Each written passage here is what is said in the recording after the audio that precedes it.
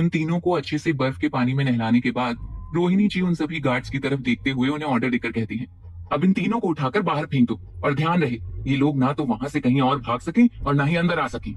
रोहिणी जी का ऑर्डर सुनकर वो सभी गार्ड्स जी मैडम में जवाब देकर उन तीनों को घसीटते हुए बाहर की तरफ ले जाने लगते हैं। खुद को ऐसे ही ले जाते देखकर विहान, जो अभी अभी नशे से कुछ बाहर आया था, वो उन सभी गार्ड्स की तरफ घूर कर देखता है। उसके घूरते ही सभी गार्ड्स अचानक ही रुक जाते हैं और डर के साथ विहान की तरफ देखने लगते हैं। लेकिन उन सभी के रुकते ही रोहिणी जी पीछे से चिल्लाकर कहती हैं, तुम सभी लोग रुक क्यों गए? अपना काम पूरा करो वरना इसका अंजाम अच्छा नहीं होगा।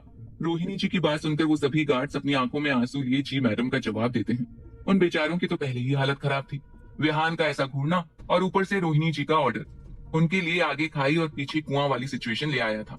लेकिन वो सभी लोग अपनी बड़ी मैडम को नाराज नहीं कर सकते थे, चाहे इसके लिए बाद में उन्हें विहान से सजा ही क्यों ना मिले।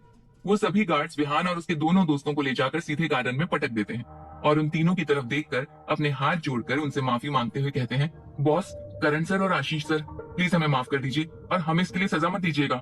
हम सभी मजबूर हैं बड़ी मैडम का ऑर्डर मानने के लिए।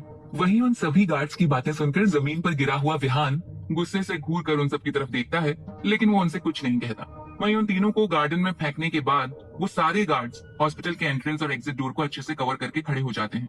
वहीं जमीन पर पड़े हुए आशीष, करण और विहान उन सभी की ये हरकत देखकर दंग रह जाते हैं।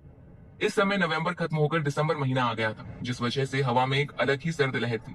उस सर्द लहर को महसूस करके और अपने कपड़े पहले से ही पूरी तरह भीग जाने की वजह से वो तीनों ठंड से ठिठुरने लगते हैं। तभी आशीष, जो अब थोड़ा होश में आ गया था, वो विहान से कहता है, यार ये तो कोई बात नहीं हुई। ऐसे कौन अपने पोते को ठंडे पानी से नहाने के बाद ऐसी ठंड में बाहर लाकर फेंक देता है? यार कितनी सर्दी है, ये हम लोग कैसे रात बिताएंगे?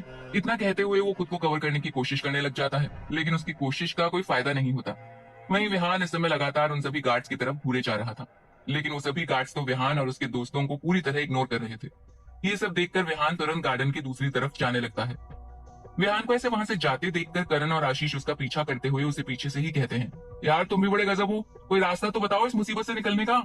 आखिर तुम्हारी वजह से ही तो हम इस मुसीबत में फंसे हैं। लेकिन विहान उनकी बातों का कोई जवाब नहीं देता। उसकी नजर तो लगातार इस समय आरोही के रूम पर ही टिकी हुई थी और फिर कुछ देखकर अचानक उसके चेहरे पर एक बड़ी सी मुस्कान आ जाती है और वो उसी मुस्कान को लिए पलटकर करण और आशीष की तरफ देखकर उनसे कहता है, तुम्हारा तो मुझे कुछ नहीं पता, पर मैं तो चला यहाँ से अपनी आरोही के पास। विहान की बात सुनकर आशीष करण की तरफ देखकर उससे सवाल करते हुए कहता है, क्या तुम्हें समझ आया विहान क्या कहना चाह रहा है? उसकी बात पर करण ना में अपनी गर्दन हिला देता है और फिर वो दोनों एक साथ विहान की तरफ नजरें करते हैं।